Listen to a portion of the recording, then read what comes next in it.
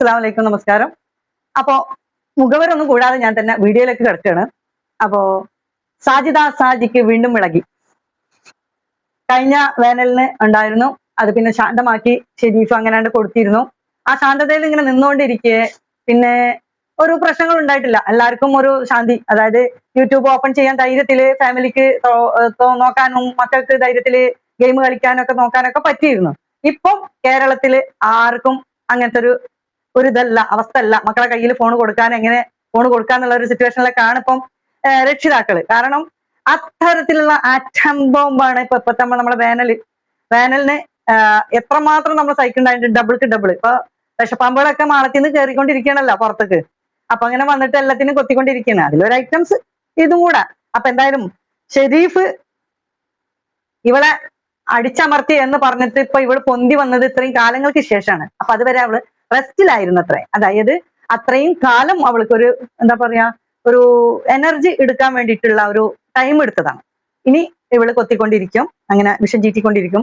അപ്പൊ അതില് നമുക്ക് കേൾക്കാൻ പറ്റാത്ത രീതിയിലുള്ള തെറികള്, ഒരു എന്താ പറയാ, യൗവനത്തില് നിൽക്കുന്ന ഒരു സ്ത്രീ, ഒരു പെണ്ണ്, 5 മക്കളെ ഉമ്മ, 5 ആൺമക്കളെ ഉമ്മ, ആൺമക്കൾ എന്നും ഉള്ളത് മാത്രം അഹങ്കാരം കൊണ്ട് നെഗളിച്ച് നടക്കുന്ന ഒരു ഉമ്മയുടെ വാക്കുകൾ കേട്ടു നോക്കൂ. ഹലോ, ഹായ്, അസ്സലാമു അലൈക്കും. എന്താണ് വിശേഷം? അപ്പൊ നമ്മള് ഷെരീഫ് മോനെ ഒരു മറുപടി കൊടുക്കണ്ടേ? അവരിപ്പോ വീഡിയോ ഇട്ടിട്ടുണ്ട്. ഞാൻ കൊല്ലൂന്ന് പറഞ്ഞു. ആടാ ഞാൻ കാണിച്ചതാണ്. ഞാനിപ്പോ മരിച്ചപ്പോ മയ്യത്ത് കൊണ്ടുവന്നപ്പോഴാണ് ആ വീട്ടിലേക്ക് കയറിപ്പോയത്. ആണോ? ഷോ, ഭയങ്കര അറിവാണല്ലോ നിനക്ക്, ഭയങ്കര അറിവാണ്. എടാ മൈ ഗുണാപ്പൻ ഷെരീഫേ, എനിക്ക് നിന്നോട് പറയാനുള്ളത് എന്താന്ന് വെച്ചാൽ, എടാ മയ്യേ, നീ ഫസ്റ്റ് മനസ്സിലാക്കി സംസാരിക്കും. ഇങ്ങനെ കുരു തുള്ളണ്ട, അവിടെ നിൽക്ക്, നീ തുള്ളണ്ട. 10-15 കൊല്ലം ജീവിച്ച, എന്റെ കൂടെ ജീവിച്ച, ഞാൻ കൂടെ കിടന്ന എന്റെ ഇക്ക മരിച്ചാല് മരിപ്പ് കൊണ്ടുമ്പോ അല്ലടാ മൈ മോനെ ഞാൻ അവിടെ എത്തിയത്. എടാ മൈ മോനെ, ഞാന് ഹോസ്പിറ്റലില് രാത്രി നീ ആലോചിച്ചോ, രാത്രി 9:30 എന്റെ ഒക്കെ വിളിച്ചിട്ടുണ്ട്, സംസാരിച്ചിട്ടുണ്ട്. എന്റെ മോന് ബർത്ത്ഡേ ഡ്രസ്സ്, എന്റെ മോൻ. അത് പോട്ടെ, ഈ മനുഷ്യന് എന്ത് തെറ്റ് ചെയ്തിട്ടാണ് ഇവളെ കല്യാണം കഴിച്ചതെന്നുള്ളതാണ്. എത്ര മഹാപാപിയാണ് അദ്ദേഹം. ഒന്നാമത്തത്, ദുനിയാവിലെ അദ്ദേഹത്തിന് സ്വസ്ഥത കൊടുത്തില്ല. അങ്ങനെ കയറും കട്ട എടുത്തിട്ട് അയാള് മതി, സ്വസ്ഥത ഉള്ളത് മതി എന്ന് പറഞ്ഞിട്ട് അയാള് ഇനിയുള്ള കാര്യം സ്വസ്ഥമാക്കാന്ന് വിചാരിച്ചിട്ട് അയാളെ ഒരു ഇതിന് ജീവൻ ആണ്ട് ഒടുക്കി. ജീവിക്കാൻ ആഗ്രഹിക്കുന്ന പ്രായമാണ് യൗവനം. അപ്പം കുട്ടികളുടെ മക്കളോട്ട് നല്ല രീതിയിൽ ഏതൊരാണോ ആഗ്രഹിക്കുന്ന മാതിരി അദ്ദേഹം ആഗ്രഹിച്ചിരുന്നു. പക്ഷെ ആ സ്വപ്നങ്ങളെല്ലാം ഒറ്റ ദിവസം കൊണ്ട് തകർത്തടിഞ്ഞ് അതാണ്ട് പോയി. എന്നിട്ട് കബറിൽ പോയിട്ട് ഇപ്പൊ എത്ര വർഷമായി, എന്നിട്ടും ഒരു ദിവസം പോലും അയാളെ പറ്റി പറയാത്ത സമയം ഉണ്ടായിട്ടില്ല. ഇങ്ങനെ പറഞ്ഞിട്ട് അത് ഇങ്ങനെ എടുത്ത് റീച്ചാക്കി അതിൽ കൂടെ കബറിൽ പോയ ഭർത്താവിനിട്ടിട്ടും ജന്മം തന്ന ചെറിയ പാമ്പിള്ളേരും വെച്ചിട്ട് പൈസ ഉണ്ടാക്കിയ ചാനലാണിത്. ഇതല്ലാതെ കണ്ടന്റ് വേറെ ഏതെങ്കിലും ഉണ്ടെന്ന് പറഞ്ഞു തരണം കേട്ടോ. ഇവളെല്ലാരും പറയും ഇവരുടെ സ്വന്തമായിട്ട് ഒരു കണ്ടന്റ്. ഇവിടെ സ്വന്തമായിട്ടുള്ള കണ്ടന്റ് ഏതാ? മരിച്ച ഭർത്താവും പിന്നെ ഇപ്പൊ ചെറിയ കുട്ടികളും. അതാണ് ഇവിടെ സ്വന്തം കണ്ടന്റ് കേട്ടോ. അതുപോലെ കണ്ടന്റ് നമുക്കില്ലേ? അത് കണ്ടന്റ് ആണോ? ഇനി ബാക്കി കേട്ടോക്കാം. എന്റെ മോന് ബർത്ത്ഡേ ഡ്രസ്സ്, എന്റെ മോന് ബർത്ത്ഡേ 27-ാം തീയതി എന്റെ മോന്റെ ബർത്ത്ഡേ, സെപ്റ്റംബർ 27-ന് എന്റെ മോന്റെ ബർത്ത്ഡേ, ചെറുതിന്റെ 23-ാം തീയതി ഒക്കെ മരിക്കുന്നത്. 27-ന് എന്റെ ഉച്ചയ്ക്ക് എന്നെ വിളിച്ചിട്ട് വാട്സപ്പിൽ ഡ്രസ്സ് അയച്ചു തന്നിട്ടുണ്ട്. നമ്മുടെ പത്തിരിപ്പാല മണ്ണൂരുള്ള ഷോപ്പില്, ആ ഷോപ്പ് കടയിൽ. അത്ര കോഴലല്ലടാ പെണ്ണിന്റെ അവിഹിതം കണ്ട മരിക്കാൻ അത്ര തരം താഴ്ന്ന രീതിയിൽ മരിക്കേണ്ട രീതിയിലല്ല. കാരണം അടിച്ച് പുകച്ചിട്ട് ആള് പോവുള്ളൂ. എന്റെ കാരണം അടിച്ച് പൊളിച്ചിട്ടേ ആള് ഈ ദുനിയാവുന്ന് പോകുള്ളൂ. കാരണം അത്രയ്ക്ക് സ്ട്രോങ് ആണ് എന്റെ, അത്രയ്ക്ക് സ്ട്രോങ് ആണ്. ഓക്കെ.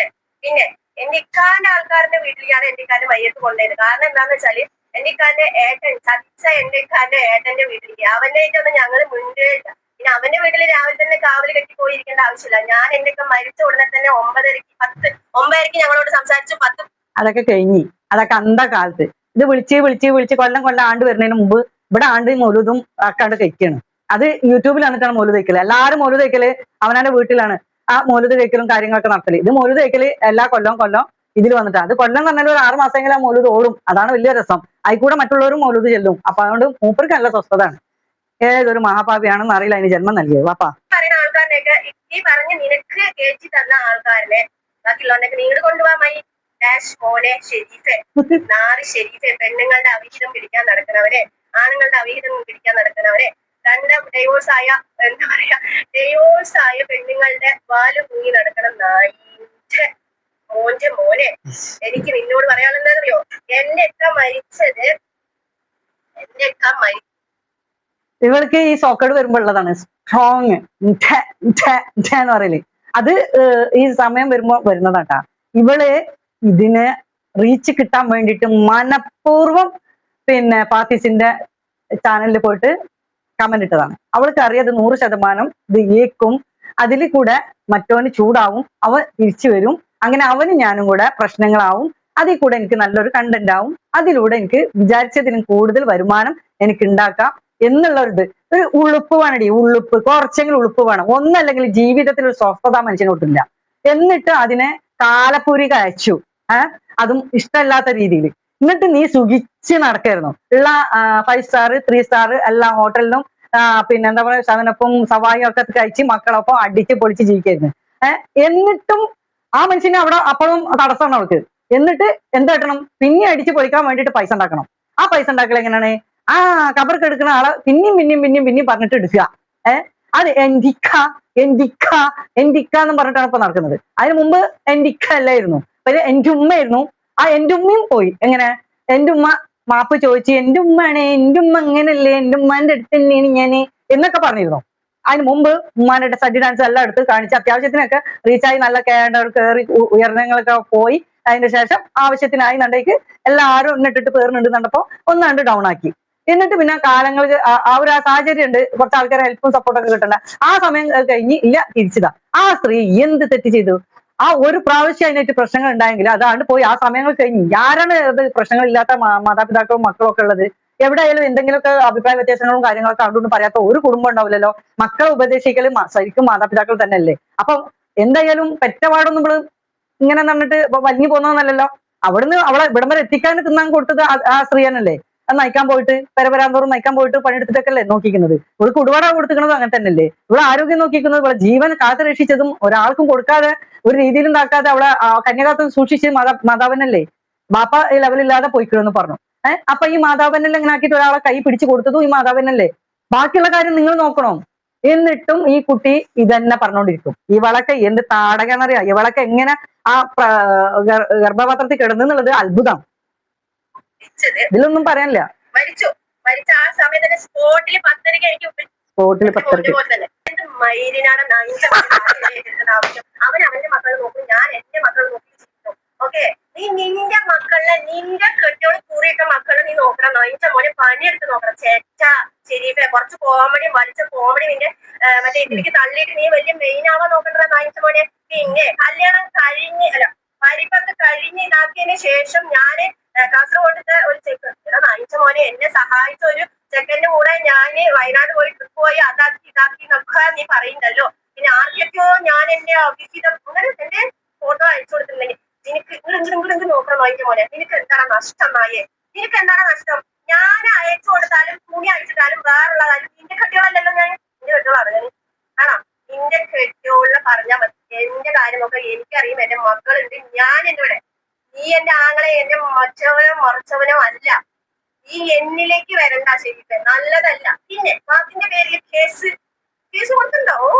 ഈ ഒരു കേസ് കൊണ്ട് ഞാൻ സ്റ്റേഷനിൽ പോയപ്പോ അവിടുത്തെ സ്പോട്ടിൽ മുങ്ങിയതാണ്. നീ നിന്റെ കെട്ടിയോട് പരാതി ഉണ്ട് എന്ന് പറഞ്ഞിട്ട് അവിടെ എന്റെ വീഡിയോസ് ഒക്കെ സാറ് ഡിലീറ്റ് ചെയ്യാൻ പറഞ്ഞിട്ടേ അവിടെ ഏറ്റവും മുങ്ങിയത്. കാരണം എന്താണ് ഡിലീറ്റ് ചെയ്യില്ല, കാരണം ആ അതിന്റെ ഡോളറൊക്കെ നീ തീർന്നുണ്ടായിരുന്നുള്ളൂ. അപ്പൊ അഞ്ച മോനെ ഷെരീഫെ, നീ ഒന്ന് ആലോചിച്ചോ. കളിക്കുന്നത് ചാറ്റോടാണ്. ഇക്കാനെ കൊന്നാലോ മരിച്ചാലോ 15 കൊല്ലം എനിക്കും എന്റെ മക്കൾക്കും മാത്രമാണ് നായ നഷ്ടം. നിനക്കോ നിന്റെ എന്നെ കെട്ടിയുടെ ആൾക്കാരോ എന്റെ ഉമ്മാന്റെ ആൾക്കാർക്ക് എന്റെ ഒരു മകൾക്ക് എന്റെ ഉമ്മാന്റെ തെറ്റി കാണിച്ചിട്ടുണ്ടെങ്കിൽ പേരക്കുട്ടികൾക്ക് തെറ്റി പൊക്കി കൊടുക്കണം. നിന്റെ വീട്ടില് നിന്റെ ഉമ്മ പറഞ്ഞ പൊക്കി കാണിച്ചു കൊടുക്കണ്ടോ നിന്റെ മക്കൾക്ക്? ഉണ്ടോ? അങ്ങനെയൊക്കെയാണ് നിന്റെ ഉമ്മ. അപ്പൊ എന്റെ ഉമ്മ എന്റെ മക്കൾക്ക് കാണിച്ചു കൊടുത്തിട്ടുണ്ടെങ്കിൽ അത് ഞാൻ പുറത്തിട്ടുണ്ടെങ്കിൽ അത് ഉമ്മാന്റെ കയ്യിലിരിക്കൊണ്ടല്ലേ. ഞാനത് 1 മാസം കഴിഞ്ഞാൽ അത് പുറത്തു വിടണ്ടേ. കാരണം എന്താ, ഇറ്റ്സ് റൈസി. കുറെ ഉണ്ട് മക്കളെ കേൾക്കാന്. ഉമ്മാന്റെ സഡി ഡാൻസിന്റെ ഇപ്പോഴും വന്ന് പറയുന്നുണ്ട്. അപ്പൊ ഇവള് പറഞ്ഞ ആ ഒരു ഇതുണ്ടല്ലോ സീന്, ആ സീന് ഞാൻ ഇതിൽ കാണിച്ചു തരാം. ഇത് മാത്രല്ല കേട്ടാ, ഇതിപ്പോ ഷെരീഫ് വിട്ട വീഡിയോ ആണ്.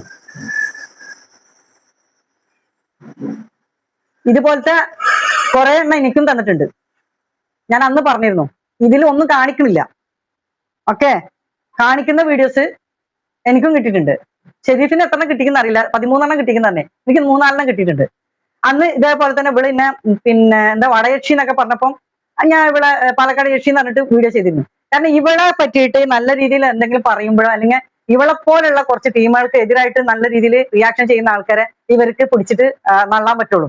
അങ്ങനെ ചെയ്യുമ്പോഴാണ് ഇവർക്ക് റീച്ച് ഇവർക്ക് കിട്ടുന്നത്. ഇത് അങ്ങനെ പറഞ്ഞെങ്കിലേ നമുക്കും വൈരാഗ്യം ഉണ്ടാവുള്ളൂ എന്നാണ് അവൾക്ക് തോന്നുന്നത്. ഇതെല്ലാം ഓക്കെ, അവളെന്ത് നമ്മളെ പറഞ്ഞോട്ടെ, അവളെ പറഞ്ഞതിനാണ് നമ്മൾ അവളെ പറയുന്നത്. ഓക്കെ, ഇവളമാരെ സപ്പോർട്ട് ചെയ്തിട്ട് സഹായങ്ങൾ അയച്ചു കൊടുക്കുന്ന ആൾക്കാരോട് ഞാൻ എനിക്കൊരു ചോദ്യം ചോദിക്കാനുള്ളത്. അല്ല മക്കളെ, പെറ്റ തള്ളനെ ഇത്രയും കാലം ഇതേപോലെ ഈ പിന്നെന്താ പറയാ യൂട്യൂബിൽ ഇട്ടിട്ട് ഇങ്ങനെ പരസ്യമായിട്ട് നാണം കെടുത്തുന്ന ഏതെങ്കിലും സ്ത്രീകളെ നിങ്ങൾ കണ്ടുക്കണോ? നിങ്ങളും ഒരു ഉമ്മാണല്ലോ, നിങ്ങൾക്കും മക്കളുണ്ടല്ലോ, നിങ്ങളും പ്രസവിച്ചിട്ടുണ്ടല്ലോ, നിങ്ങളെ കുട്ടികളും ഈ വീഡിയോ കാണുന്നില്ലേ? നിങ്ങളെ മക്കളും ഇത് വീഡിയോ കാണൂലേ? അപ്പോ അത് കണ്ടിട്ടാണോ നിങ്ങളെ മക്കൾ വളരേണ്ടത്? എന്നിട്ട് നിങ്ങൾ അവരെ പറ്റിയിട്ട് നമ്മൾ അവളെ പറ്റിയിട്ട് ഇതൊക്കെ പറയുമ്പോ നിങ്ങൾ എന്താ ചെയ്യാ? എന്തിനെ കാട്ടണേ? നിങ്ങളെ കാര്യം നോക്കി ഞങ്ങളെ കാര്യം തന്നെ നോക്കണത്. നിങ്ങൾക്ക് വേദന ഉണ്ടാവില്ല, കാരണം ഞങ്ങൾക്ക് വേദന ഉണ്ടാവും. കാരണം എന്താ വെച്ചാൽ നിങ്ങൾക്ക് എല്ലാവരും അടുത്തും ഇപ്പൊ യൂട്യൂബ് ചാനൽ ഉണ്ടാവില്ലല്ലോ. ഇതേപോലെ നിങ്ങൾക്ക് റിയാക്ഷൻ ചെയ്യാനും കഴിയുന്നില്ല.